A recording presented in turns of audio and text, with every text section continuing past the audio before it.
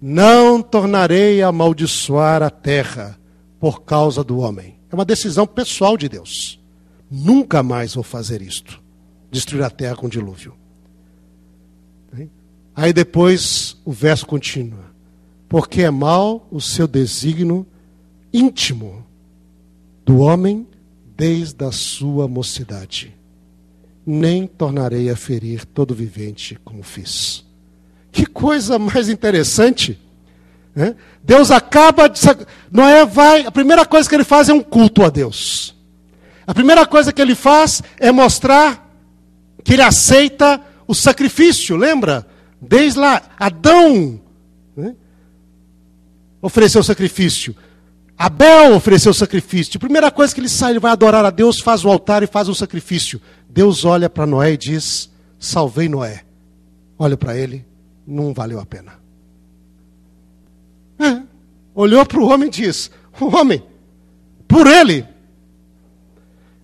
o desígnio, Noé, o desígnio do ser humano é mau desde a sua mocidade.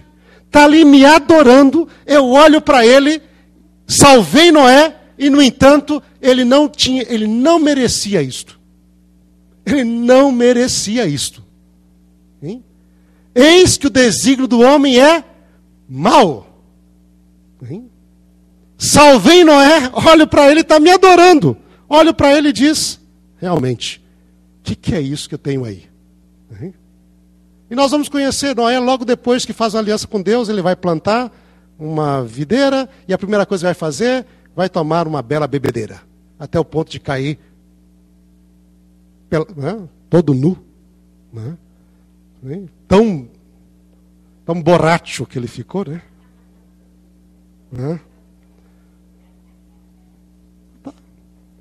Queridos, e no entanto, este é o homem que na Bíblia, né, no capítulo 6, falava de Noé e diz que Deus viu todo homem era mau, no entanto havia um homem justo e íntegro. Esta é a história de Noé. Noé era homem justo e íntegro entre os seus contemporâneos. Noé andava com Deus. Se havia um homem íntegro e justo no mundo antes do dilúvio, esse homem era Noé. Mas qual íntegro e justo ele era? Muito, porque quando Deus vai citar alguns homens íntegros e justos, que se estivessem no mundo, no momento terrível da destruição de Jerusalém, eles poderiam se salvar, entre eles está Noé. Ele era um homem íntegro. Ele era um homem justo. Mas, queridos, mesmo o homem mais íntegro, mesmo o homem mais justo, ainda assim é um pecador. Ele não tem méritos nenhum para se salvar diante de Deus. Nenhum. Não existe ser humano que tenha mérito para ser salvo. Não existe. Pelos nossos méritos, nós deveríamos todos ser agora destruídos. Isso é ponto pacífico na Bíblia. Nossos méritos, nossa vida, nós como seres humanos, não teríamos direito sequer de viver nesse universo. Se nós ainda vivemos, se nós somos salvos, é exclusivamente pela graça. Pela graça de Deus. O homem não merece, mas eu vou continuar a salvar. Diz o texto bíblico aqui. Enquanto, não é? Diz aqui Deus, enquanto durar a terra, não deixará de haver sementeira e ceifa, frio e calor, verão e inverno, dia e noite. A vida vai continuar. E Noé, você não merece, mas eu vou confirmar minha aliança com você. Você, seus filhos, por toda geração, eu vou salvá-los. Exclusivamente pela graça. Não por méritos, mas pela graça de Deus. Hein? E é isto, irmãos. A base da graça está no sacrifício. Deus ali diz, ele não merece, mas eu, pela minha graça, salvarei. E nós chegamos, portanto, assim, a esse contexto de um laço de amor profundo de Deus para cada um de nós. Nós estamos diante do juízo. como Noé esteve diante do juízo. Nós, de todo o coração, nós amamos a Deus. Nós tentamos andar com Deus, ser justos, ser íntegros. Eu creio que é essa a experiência de vocês. Eu vejo essa igreja e cada vez que eu conheço mais, eu me encanto, porque eu sei quanto difícil, queridos, é viver como adventista no contexto de uma vida de imigrante. Não é fácil. Como falei com vocês, eu vivi isso 15 anos. Vivi isso na Europa, na França, na Suíça, onde nós tínhamos a igreja brasileira lá. Okay? A gente conhece os problemas, às vezes, nós passamos. São muitos. Não é? Às vezes a gente vem com aquela vontade assim de ganhar o máximo de dinheiro possível. Isso se torna a primeira coisa da nossa vida. Né? Eu conheço isso daí. Eu lembro quando eu trabalhava aqui nesse país, trabalhava das 3h30 da manhã até o meio-dia, e depois da 1h30 da tarde até as 8 da noite. E esse era o meu ritmo semanal. Eu creio que muitos de vocês talvez tenham um tipo desse. Mas nós, ali em Massachusetts, o que trabalhava menos era 60 horas por semana. Alguns faziam quase 80. Esse era o ritmo, a gente conhece isso daí. A gente conhece o problema, às vezes, do choque cultural. Não é?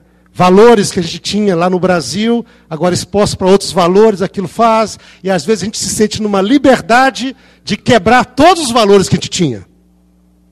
E começar uma outra vida. E às vezes diz, mas outros adventistas que fazem. E às vezes não é fácil, porque outro adventista, às vezes cresceu dentro de outro contexto cultural. E para ele aquilo não tem um impacto espiritual tão profundo quanto tem na nossa vida. Porque nós não crescemos nesse contexto. E quando eu faço aquilo que para outro é um pouco mais normal, para mim é uma tragédia. E nós vivemos isso. Quantos? Né? Quantos amigos, quantos jovens. Eu era muito jovem naquela época. Eu saí do Brasil com 19 anos de idade. Né? Quantos colegas perdendo visão às vezes, rapazes, moças. Tudo isso a gente tem. No entanto, o que eu vejo, que apesar de todas as tentações, todas as dificuldades que cercam, eu vejo uma igreja que não é fácil ver, uma igreja que está aqui numa segunda-feira à noite com uma semana de oração. Isso me diz muito acerca de vocês. Me diz muito. Uma igreja que procura ter uma série de semanas de orações no ano. Uma igreja que está crescendo. Isso mostra que no fundo do coração de vocês, mesmo com todas as lutas, vocês estão procurando andar com Deus. Andar com Deus. Mas, queridos, às vezes nós falhamos. E às vezes vem no nosso coração aquele sentimento que eu não mereço.